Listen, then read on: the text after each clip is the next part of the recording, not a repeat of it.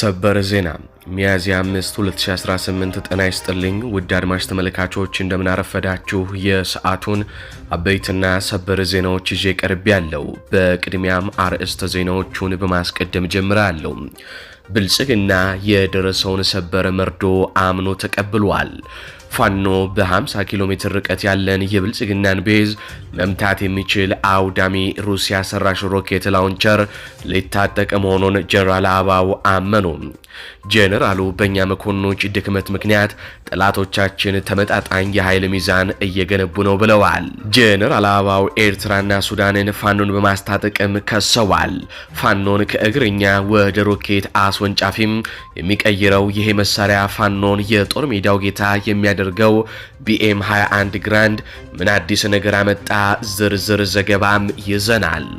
በትላንትናው ዕለት የተከበረው የትንሣኤ በዓል ፋኖ በደማቅ ሁኔታ በሰላም እንዲፈጸም ማድረጉ ሲነገር፣ በተመሳሳይ በአማራ ክልል ተራራዎችና ከተሞች ግን ውጊያዎችና ጥቃቶች ቀጥለዋል። በወሎ የአገዛዙ ጦር ሜካናይዝድ መሳሪያ ተኳሾችን ጨምሮ በርካታ የአገዛዙ ወታደሮች ተገድለዋል። ውጊያው የአገዛዙን ጦር እንደ ቅጠል አርግፎታል ተብሏል። ከወሎ የተሰማውን የጦር ግንባር መረጃ ይዘነዋል። ወዲህ በጎጃም የዘመነ ካሴ ልጆች ሌሊቱን ደብረ ማርቆስ በመግባት በመሃል ከተማ የአገዛዙ ወታደሮች ላይ የቦምብ ናዳ አውርደዋል። አመራሮችም ጭምር ተገድለዋል። ዝርዝር ዘገባም ይዘናል። አርበኛ ጌታ አስራድ ጋር የተደረገ ቆይታም ወደ እናንተ የምናደርስ ይሆናል። አብራችሁን ስቆዩ እኚህንና ሌሎች መረጃዎችን ታገኛላችሁ። ቪዲዮውን ላይክ፣ ቻናሉን ሰብስክራይብ አድርጋችሁ በኮሜንት ድል ለህዝብ ልጆች በማለት ለታጊዎች ያላችሁን ድጋፍ አሳዩን እያለን ከሚዲያችን ጋር መስራት የሚፈልጉ ድርጅቶች እንዲሁም ጥቆማ መስጠት የሚፈልጉ ግለሰቦች ከ41 ሺህ በላይ ተከታይ ባለው ዜማ ቲዩብ በሚል የፌስቡክ ገጻችን እንድታወሩን እየጠየቅን በቀጥታ ወደ መረጃዎቹ ሰበር መረጃ። የኃይል ሚዛኑን የሚቀይረው ቢኤም 21 ግራንድ ሩሲያ ሰራሽ ሮኬት ላውንቸር ፋኖ በእጁ ሊያስገባ መሆኑን ጀነራል አበባው ታደሰም ተናገሩ። የአማራ ፋኖ ኃይሎች የሩሲያ ሰራሽ የሮኬት ላውንቸር ባለቤት ሊሆኑ መቃረባቸውን የመንግስት ከፍተኛ ወታደራዊ መኮንኑ አረጋግጠዋል። በኢትዮጵያ መከላከያ ሰራዊት ውስጥ በከፍተኛ ወታደራዊ አመራርነታቸው የሚታወቁት ጀነራል አበባው ታደሰም ትላንት በተካሄደው የመኮንኖች የበዓል ፕሮግራም ላይ ባደረጉት ንግግር የአገዛዙን ሰራዊትና አመራር የሚያስደነግጥ መረጃም ይፋ አድርገዋል። ጀነራሉ በንግግራቸው በአማራ ክልል እየተካሄደ ያለው ጦርነት ከቁጥጥር ውጪ እየሆነ መምጣቱንና የኃይል ሚዛኑ ወደ ፋኖ እያጋደለ መሆኑን በግልጽ አምነዋል። ጀነራል አበባው አክለውም የውጭ ጠላቶቻችን እንደ ድሮ በጓሮ ሳይሆን አሁን ፊት ለፊት ገጥመውናል በማለትም ሱዳንና ኤርትራ ፋኖን በከባድ መሳሪያ እያስታጠቁ መሆናቸውንም ገልጸዋል። እንደ ጀነራሉ ገለጻ የፋኖ መሪዎች በጎረቤት ሀገራት በነጻነት እየተመላለሱ ስምምነት ሲያደርጉ የመንግስት ሰራዊት ግን ይህንን መክታት የማይችልበት ደረጃ ደርሷል ሲሉም ተናግረዋል። ጀነራል አበባው የእኛ መኮንኖች ከጦርነቱ ይልቅ በሀብት ሽሚያ ላይ ተጠምደዋል ሲሉም ተናግረዋል። ጀነራል አበባው በሰራዊቱ መሪዎች ላይ በሰነዘሩት ጠንካራ ወቀሳ መኮንኖች ውጊያውን ከማሸነፍ ይልቅ መሬት በመቀፍደድ ሀብት በማካበት መጠመዳቸውን ጠቅሰው ጦርነቱን ከተሸነፍን የሰበሰባችሁትን ሀብት ሳትበሉት ልትሞቱ መሆናችሁን አትዘንጉ ሲሉም አስጠንቅቀዋል። ጀነራሉ ለጦርነቱ ሚዛን መሳትና ለጠላቶቻችን ማንሰራራት ተጠያቂው የሰራዊቱ መሪ ከታች እስከ ላይ ያለው መኮንን ነው ያሉ ሲሆን ውጊያውን ለማሸነፍ ከመዋጋት ይልቅ ውጊያው ዘላቂ እንዲሆን በማድረግ ሀብት ማካበት ላይ አተኩራቸዋል ሲሉም ወቀሳም ሰንዝረዋል። ሁሉም መኮንን ገንዘብ ምንተፋም፣ መሬት ቅፍደታና ሀብት ሽሚያ ላይ እንዳልን እናውቃለን። ውጊያውን ከተሸነፍን የሰበሰባችሁትን ሀብት ሳትበሉት ልትሞቱ መሆኑን ግን አትዘንጉ ሲሉም ጀነራል አበባው ተናግረዋል። ይህን ጦርነት በወቅቱ ባለመጨረሳችን አሁን ላይ ወደ ኃይል ሚዛን እኩልነት እየተሸጋገርን ነው። ከዚህ አልፎ ጽንፈኛው ኃይል እንደ ቢኤም 21 ግራንድ ያሉ ሩሲያ ሰራሽ ላውንቸሮችን ለመታጠቅ በዝግጅት ላይ ነው ሲሉም አበባው ተናግረዋል። ጀነራል አበባው ሱዳንና ኤርትራ ፋኖን እያስታጠቁ ነው ያሉ ሲሆን የፋኖ መሪዎች ኤርትራና ሱዳን በነጻነት እየተመላለሱ ስምምነት ሲፈጽሙ የኛ ሰራዊት ግን በመኮንኖቹ ችግር ምክንያት ተዋግቶ እኚህን የፋኖ መሪዎችን እንኳን ከመግባትና መውጣት መከላከል የማይችልበት ደረጃ ደርሷል፣ አቅመ ቢስ ሆኗል ሲሉም ተናግረዋል። በሌላ በኩል እኛው ከሳምንት በፊት እንደዘገብነው ከብሔራዊ መረጃና ደህንነት እንዲሁም ከኢንሳ የወጡ መረጃዎች እንደሚያመላክቱት ፋኖ ሊታጠቅ የተቃረበው መሳሪያ ዝነኛውና አውዳሚው ቢኤም 21 ግራንድ መልቲ ሮኬት ላውንቸር መሆኑን ታውቋል። ይህ መሳሪያ በአንድ ጊዜ 40 ሮኬቶችን የማስወንጨፍ አቅም ያለውና እስከ 50 ኪሎ ሜትር ርቀት ድረስ የሚገኝን የጠላትን ምሽግ አመድ ማድረግ የሚችል ነውም ተብሏል።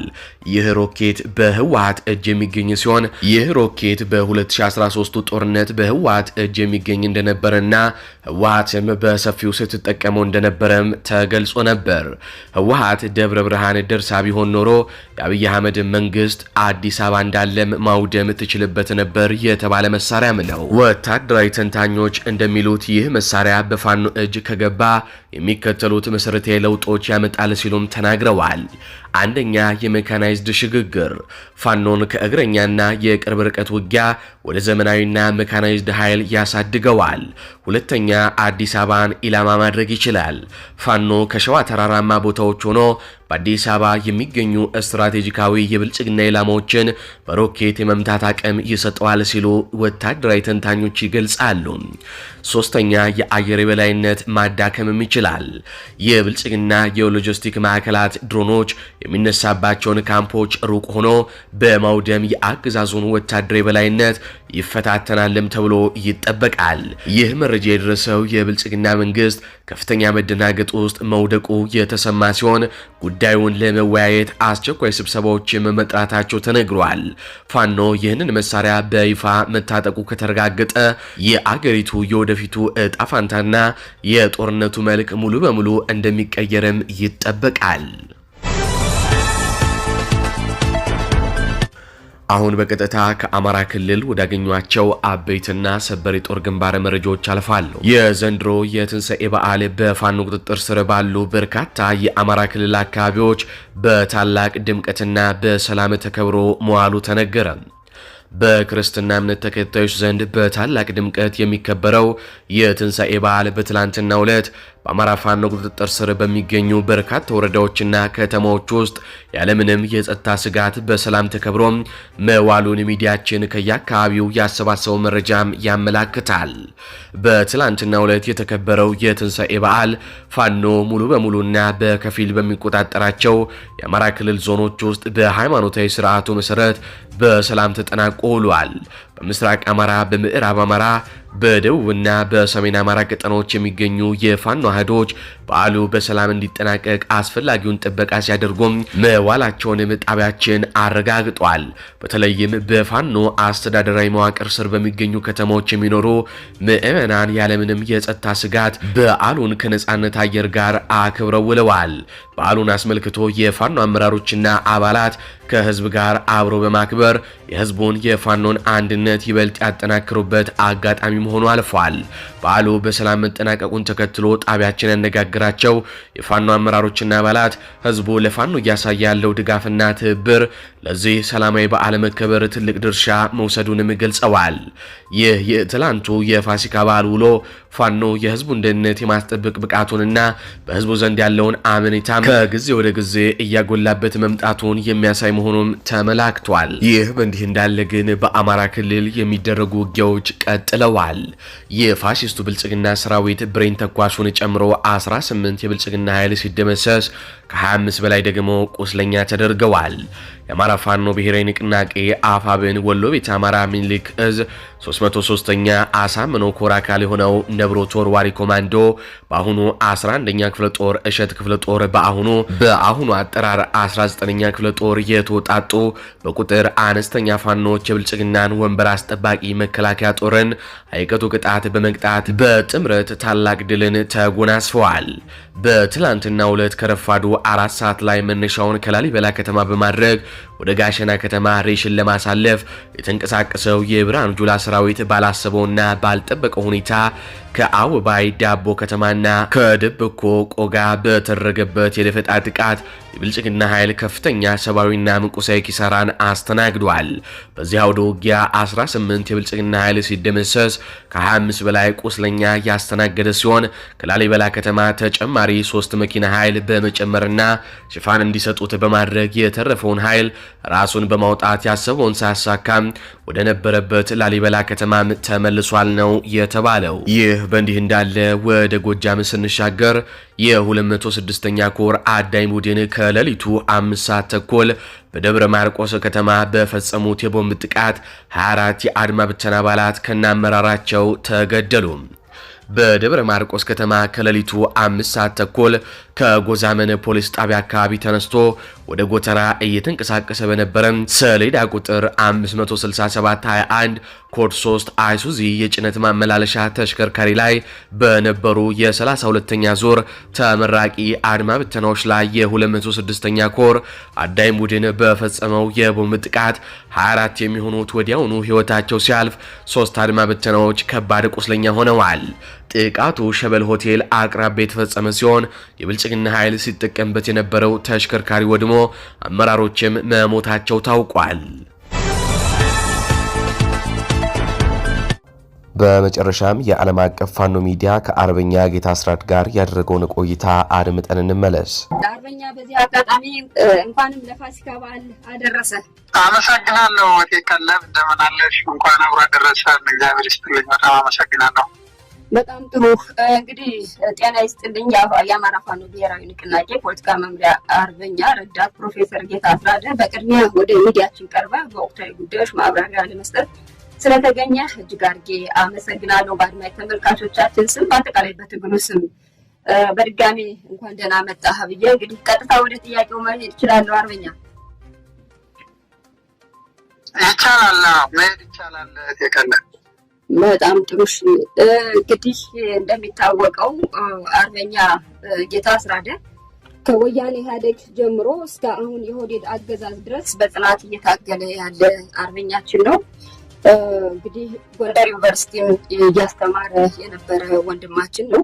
ከዚህ ጋር ተያይዞም በተለይ የአማራ የህልውናን ጥያቄዎች ወይም ይሄ አማራ የህልውና አደጋ ደርሶበታል ብሎ ባላቸው አካባቢዎች በተለይ ወደ ወልቃይት አካባቢ በመጓዝ በአማራው ህዝብ ላይ የደረሰበትን በደል በጥናት በማቅረብም የምናውቀው አርበኛ ነው። ስለዚህ ለሚያነሳው ጥያቄ ሰፊ ማብራሪያ እንደሚሰጠን ተስፋ አድርጋለሁ ከወዲሁ። ስለዚህ ቀጥታ ወደ ጥያቄ ይገባለሁ። አንደኛው የአማራ ፋኖ ብሔራዊ ንቅናቄ ጥር 9 2018 ዓ.ም ነው የተመሰረተው።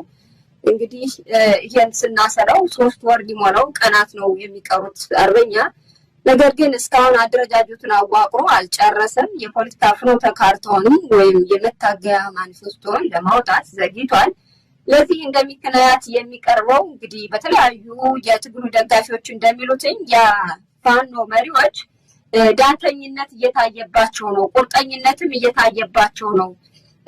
ከዚህ አኳያ ምናልባት መሰራት ያለባቸው ስራዎች አልተሰሩም ብለው ይከሷቸዋልና ይህን እንዴት ታያለህ አርበኛ? ጥሩ አመሰግናለሁ። ቴከላ እንደው ምናልባት ከዛ በፊት ወደ ጥያቄው ከመሄዴ በፊት በዚህ መንገድ ስለተገናኘን በጣም ደስ ብሎኛል። አስታውሳለሁ እንግዲህ ከ5 እና 6 ዓመታት በፊት አንቺም አገዛዙ ፍትህና ነፃነትን በመጠየቅሽ ምክንያት በማዕከላዊ በቂሊንጦ መከራ ስታይ የነበርሽ እህታችን ነሽ። የትግልንም ጭምር መስመር የዓላማ ጽናትንም ጭምር ያሳየሽ እህታችን ነሽ እና እንደው ዛሬም ድረስ በዚህ ልክ የትግሉ ባለቤት ሆነሽ ስላገኘሁሽ ስለተገናኘን እጅግ በጣም ደስ ብሎኛል። በጣም የምኮራብሽ እህቴ ነሽ። በነገራችን ላይ እንግዲህ ይህን ብዬ ወደ ጥያቄው ሲሄድ ትክክል ነው። ምናልባት ድርጅታችን እውን ሆኖ አንድ ሆኖ ከተመሰረተ ወደ 3 ወር ገደማ እየተጠጋው ነው። በእኛ እምነት እንደ ድርጅት ኦልሬዲ አንድነቱ አልቋል፣ ውህደቱ አንድነቱ አልቋል። ድርጅት ተመስርቷል። ድርጅቱ ደግሞ ግልጽ የሆኑ ዓላማዎች አሉት። እነዚህን ዓላማዎችንም ጭምር የጋራ አድርጎ በሰነድ ተስማምቶ ያስቀመጣቸው ናቸው። አሁን ድርጅቱ የፖለቲካ ስራ እየሰራ ነው፣ የዲፕሎማሲ ስራ እየሰራ ነው፣ የወታደራዊ እና ሌሎችንም የትግል እንትኖች እየሰራ ነው ያለው። ነገር ግን ቅድም ምናልባት አንቺ የጠቀሽውም የሚመስለኝ የአንዳንዶች ሰዎች ጥያቄ ወደ ታች ያሉ ያላለቁ ሪፎርሞች ይኖራሉ። ትክክል ነው። በአንድ በኩል እንደዚህ አይነት ሪፎርሞች የምንሰራቸው እንደ ሌላው ተቋም ልክ መደበኛ እንደምናውቀው ተቋም ከዚህ በፊት ግልጽ የሆነ አሰራር የተዘረጋለት ግልጽ የሆነ የተቋማዊ ካልቸር ያለው እሱ አይነት ሪፎርም መስራትና የኛ የትጥቅ ትግል ላይ ያለ በተለያየ እሳቤ ውስጥ የቆየን የወታደራዊም የፖለቲካም የሌላ ማረዳድ ይዞ የነበረ የፋኖ ሰራዊትና አመራር ስለሆነ እሱም እንደው በአንድ ጊዜ አይደለም፣ በአንድ ጀንበር የምትጨርሽው ስራ አይደለም። ሂደት አለው። በሂደት ነው እያስተካከልሽው የሚስተካከለው እና ሁሉም ነገር በአንዴ የሚያልቅ ጉዳይ እንዳልሆነ ሁሉም ሰው ሊረዳው ይገባል። ያ ማለት ግን ስራ ተጓጉሏል ማለት አይደለም። አሁን ባለው ሁኔታ ፋኖ ድርጅቱን እየጠበቀ ሁሉም ቦታ ላይ ከእዝ ብቻ አይደለም እስከ ኮር ክፍለ ጦር እስከ ሻለቃ ድረስ ብትሄጅ እያንዳንዱ የፋኖ አደረጃጀት የአማራ ፋኖ ብሔራዊ ንቅናቄ እያለ ነው የሚዘግበው። በቃ ድርጅቱን ሁሉም ተቀብሏል 100% በሚባል ደረጃ በሚገርምም ሁኔታ ማለት ነው። በዚህ ልክ እንዲህ አይነት ውህደት አሁን የሌሎች ተቋማት ውህደት ስናይ እንደዚህ አይደለም። በጣም ብዙ አካላት አፈንግጠው ይሄዳሉ። በጣም ብዙ አካላት ቅሬታ ያነሳሉ። በዚህ ግን አንድም አካል የፋኖ አባልም አመራርም ቅሬታ ያለው አካል የለም ብሎ መውሰድ ይቻላል። ነገር ግን ታች በየደረጃው ያሉ ሪፎርሞችን ስንሰራ ግን ትግሎች ይኖራሉ። እንደዚህ አይነት የአደረጃጀት ጥያቄዎች ይኖራሉ። እዛው ላይ በየእርከኑ የአመራር ጥያቄዎች ይኖራሉ፣ የአሰራር ጥያቄዎች ይኖራሉ። እሱን እያስተካከልን እሱን ሪፎርም ነው አሁን እየሰራን ያለ ነው እና እንዲህ አይነት ሪፎርም ደግሞ የታጠቀ አካል ነው፣ የነጻነት ታጋይ ነው፣ ሀሳብ አለው፣ አላማ አለው። በእያንዳንዱ ጉዳይ ላይ ሞጋች የሆነ ሀሳብ ይዞ ይመጣል። እሱ መቀበል ይኖርብናል። እሱን እያስተካከልን ያለ ነው እንጂ ኦልሬዲ አሁን ባለው ሁኔታ ላይ ሪፎርሞችን የማስተካከል በታችኛው ደረጃ የማስተካከል ስራ ነው እንጂ ሌሎች ነገሮች እንዳለቁ ነው የማስገነዝበው።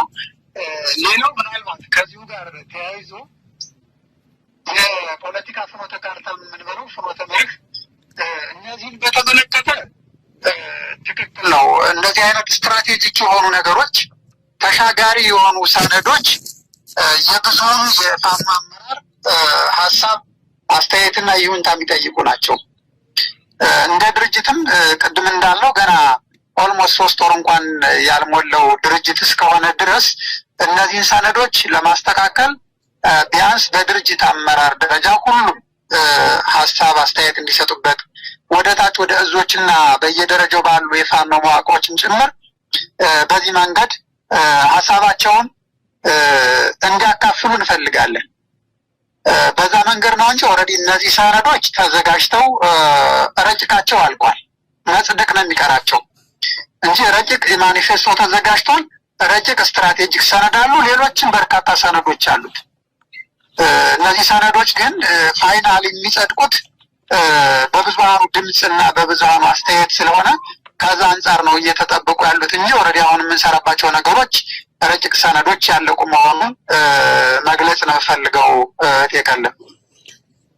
አመሰግናለሁ አርበኛ። ያላችሁበትን ነባራዊ ሁኔታ ነው እንግዲህ የገለጽከው። ምክንያቱም የአማራ ፋኖ ብሔራዊ ንቅናቄ ድርጅት እንግዲህ ከተወለደ 3 ወራት እየሞላው ቢሆንም ነገር ግን በባህሪው የአማራ ፋኖ ትግል በባህሪው በጣም ብዙ ውጣ ውረዶች ያሉበት ውስብስብ ችግሮች ያሉበት ስለሆነ በአንዴ ሊቋጭ የሚችልበት የሰነድ ስራዎችም ሆኑ ሌሎች ጉዳዮች ጊዜ የሚጠይቁ ናቸው የሚለውን የምንጋራው ይሆናልኝ።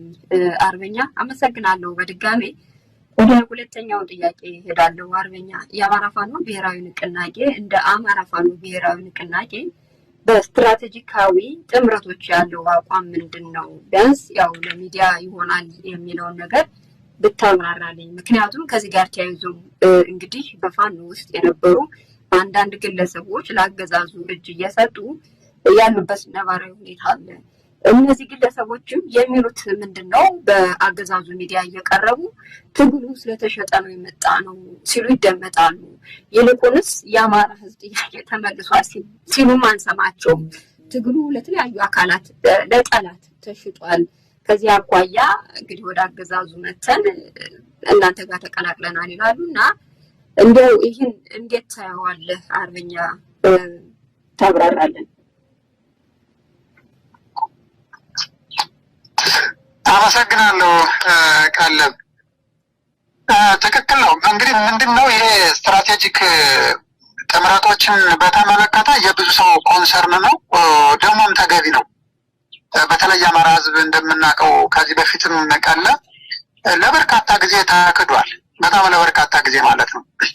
በመጀመሪያው በኢህአዴግ ትግል ጊዜ በጣም ብዙ መስዋዕት ከፍሏል። አማራው እንደምታውቀው በተለያየ አደረጃጀት ሁሉ ገብቶ በጣም ብዙ መስዋዕትነትን ከፍሏል። ከዛም በኋላ እረፍት የሚባል የለውም።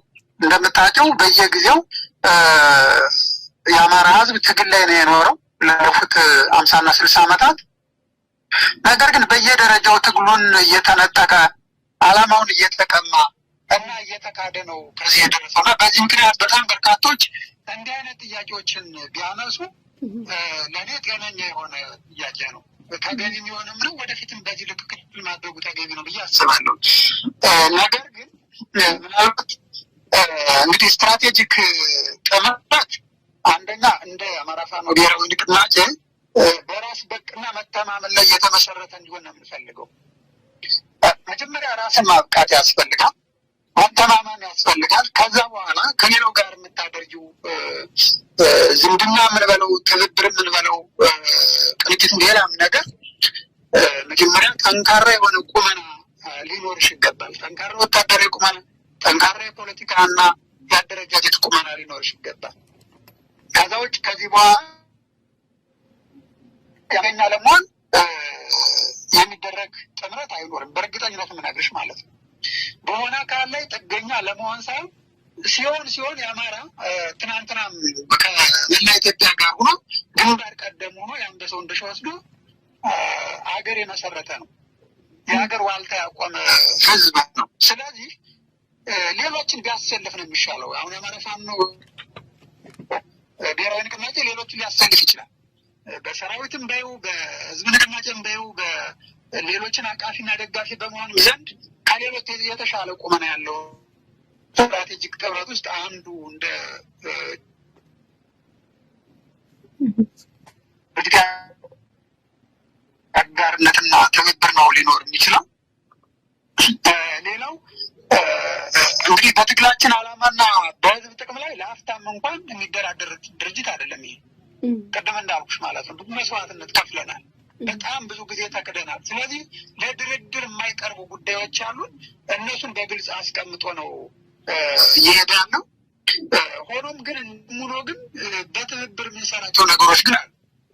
ለምሳሌ አሁን በትብብር እንሰራለን ስል አንደኛ ከዚህ ስትራቴጂክ እንትና አንጻር ጠላት የምንቀንስበትን ነው እንጂ ጠላት የምናበዛበትን ሁኔታ አንከተልም። ወዳጅ አማራ ወዳጅ እንዲኖረው ብዙ ወዳጅ እንዲኖረው እና ጠላቱን የሚቀንስበትን መንገድ ነው የሚከተለው እንጂ ትናንት እንደነበሩት አካል ከሌሎች ጋር በመጋጨት በየቦታው እየሄደ ጠላት በማፍራት ለትውልድ አደጋ በምንጥልበት መንገድ አይሄድም። ነገ እንደምናውቀው ስርዓተ መንግስት ነቅለን አካታችና ህዝባዊ መንግስት ለመመስረት ነው እንግዲህ የምንሄደው እና ከዚህ አንጻር በርካታ ኢትዮጵያውያን ድርጅቶች አሉ በዚህ የሚፈልጉ ድርጅቶች አሉ። እንደው ጋር አማራውን ከሶማሌው ጋር አማራውን ከትግራይ ጋር አማራውን ከአፋሩ ከወላይ እንግዲህ ከሲዳሞ ጋር ነገ የጋራ ሀገር እንዲኖረን ጥምረት መፍጠርሽ ግዴታ ነው የሚሆነው።